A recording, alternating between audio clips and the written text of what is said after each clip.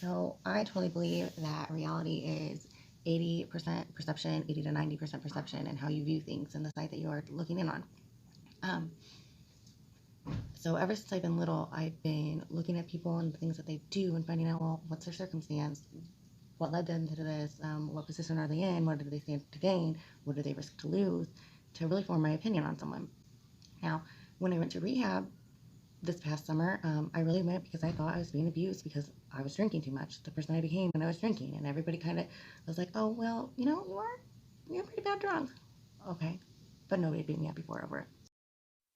And as someone who's always been naturally drawn to helping other people or like really siding with the underdog most of the time, um, acknowledging and accepting that it wasn't my fault wasn't good enough.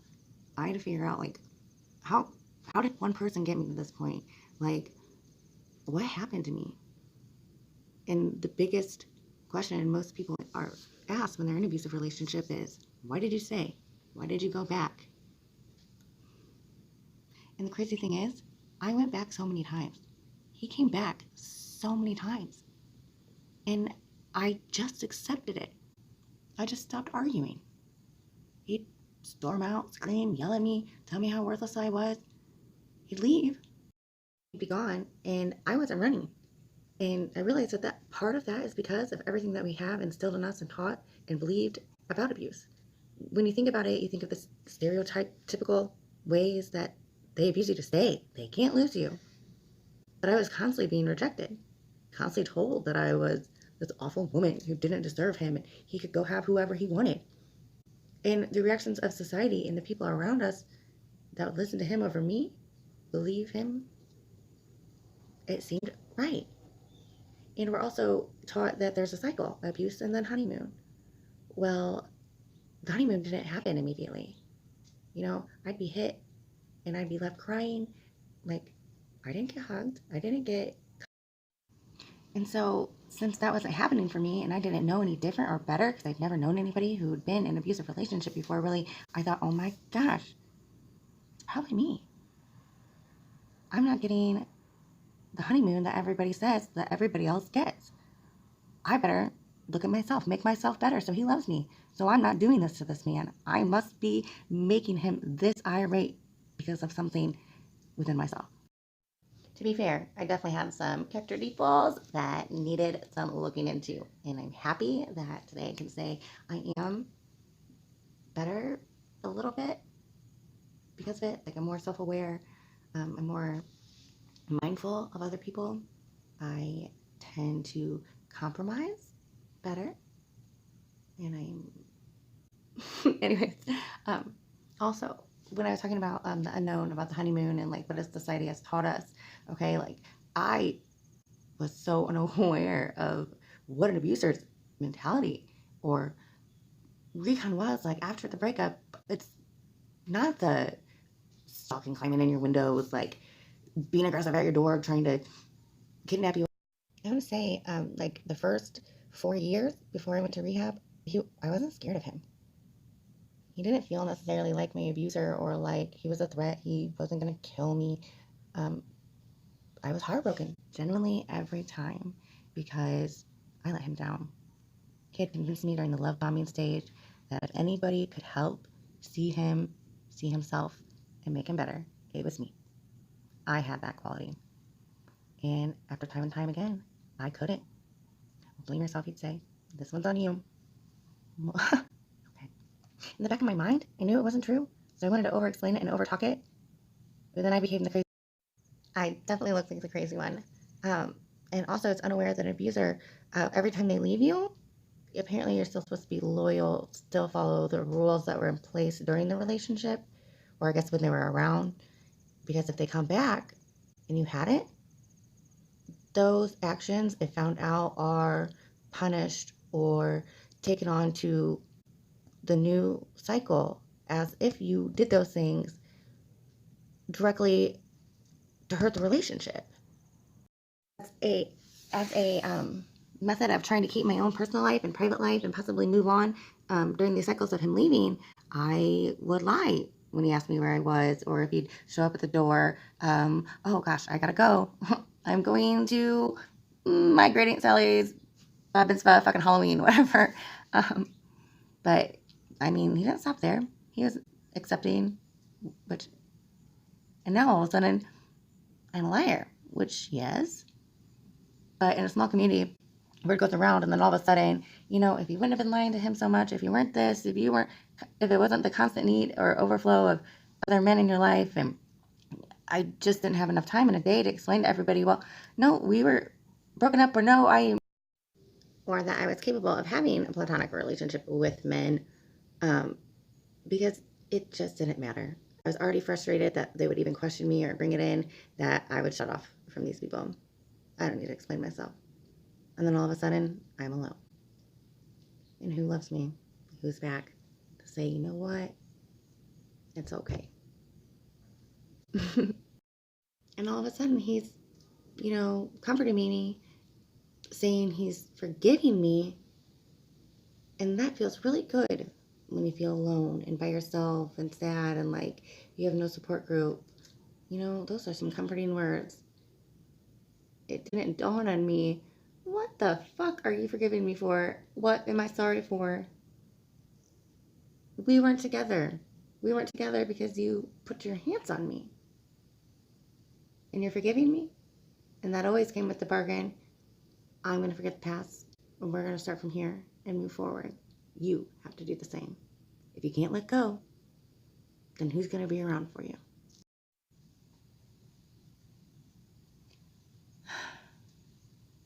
And then it got to the point to where I didn't know at what point I was allowed to be single, or was, because every time it appeared that I had moved on or was thinking about it, then it was a sub-story of how I never loved him. Well, no, he doesn't get to say that. Look at what I've put up with. Look at what I've forgiven. Like, I love you.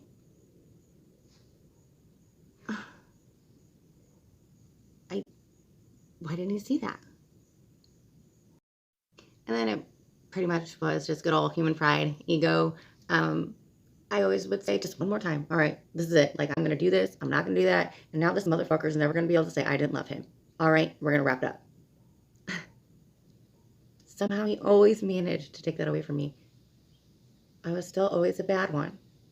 It was still always my fault. Like, even when I'd catch him doing something horrible, or it was him doing something awful, and I was like, okay. Like, I got used to him not being sorry, so I wasn't looking for one. But then before he left, somehow he'd always managed to drag out some sort of just dirty characteristic in me that made me look like a nasty bitch. Pick up your bags and go out the door. And if your pride or your ego is what's stopping you, promise me when I say, leavers rarely really leave. They have a bookshelf of women just like you. Ones that they'll just pull off and play with like a little toy when they're upset with you, or to taunt you with, or to make you jealous with. Remind yourself you don't belong on a fucking bookshelf. You're better than that. Go out. Be patient with those people who still love you, who still care about you, who want to be there for you. Give them a chance. I mean, they probably just don't know how. Abuse is still a very taboo topic, and as humans, we have a natural defense mechanism in our brain that when we hear something that we associate with bad, we shut down.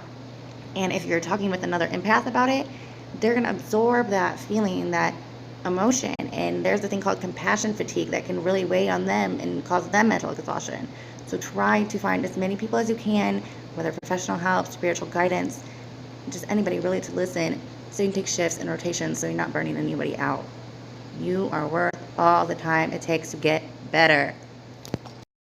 And during that time, enjoy being with yourself, being alone, loving yourself. Go out and catch yourself poison ivy from building yourself a sex fortress in the woods. Teach yourself a new skill. I resurfaced my countertops myself after watching YouTube tutorials, and who would have known I could do that? I wouldn't have. And if I would have done it with him at any point, like if he was away, he would have accused of me of not having the capability, accusing me of having a man do it or help me, because no, I never could have done that myself. There's no way.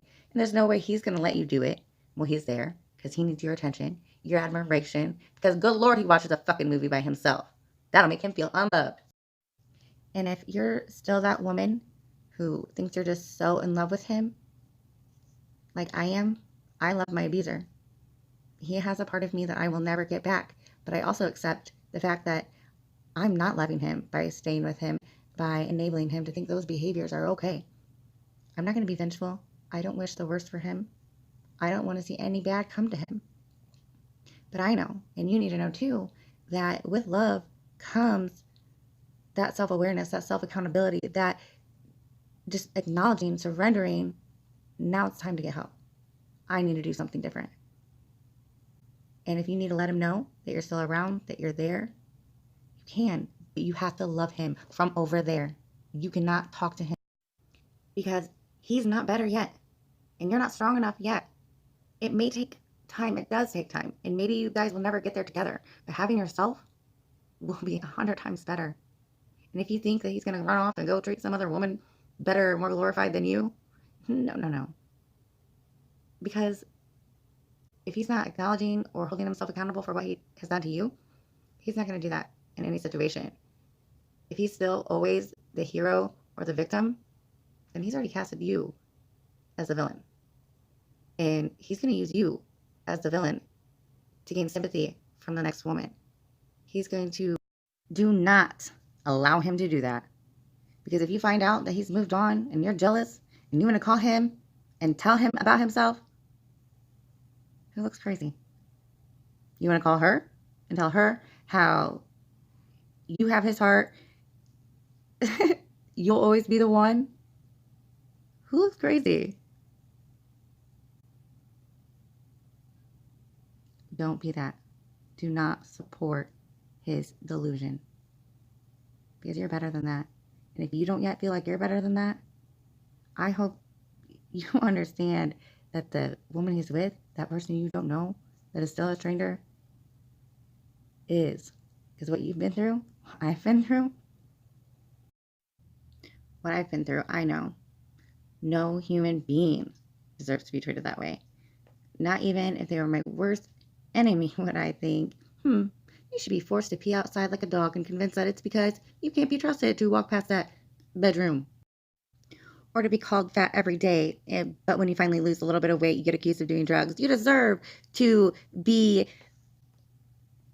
called 97 times in a row and have your work called and be disruptive, but then turn around and be screamed at because you called 3 times because your daughter was sick or because you were having anxiety and just wanted your man to talk you through it. Not fair. And nobody deserves it. But it's not your job to tell him that. You don't owe him an explanation.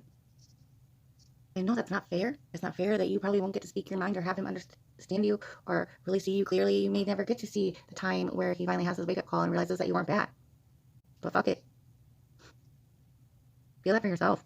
Because it's also not your job to raise or teach a grown-ass man that should already have these natural characteristics instilled in them.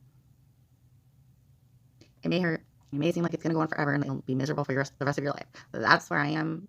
Absolutely. And that's kind of where I'm at. I'm feeling, miserable, a little down on myself. I'm lonely a lot. But, I know that I'm also so not ready to bring another man into this because I'm a total gut. Like, I finally just got my voice and you're going to hear it. And I still get a little excited when I get to speak my mind or stand up for myself. And I probably need to tone it down. But I'll get there. But you just give yourself time. And, you're not going to get there with him. He's not going to make you feel better. He can't fix you as many times as he says he wants to. I'm a habitual goer, backer. This time you're going to get it. My pride, my ego. Yeah, you're going to get it. Let him go. I also know that I'm a lot farther ahead on my journey, than I was a month ago, a week ago. And that feels great.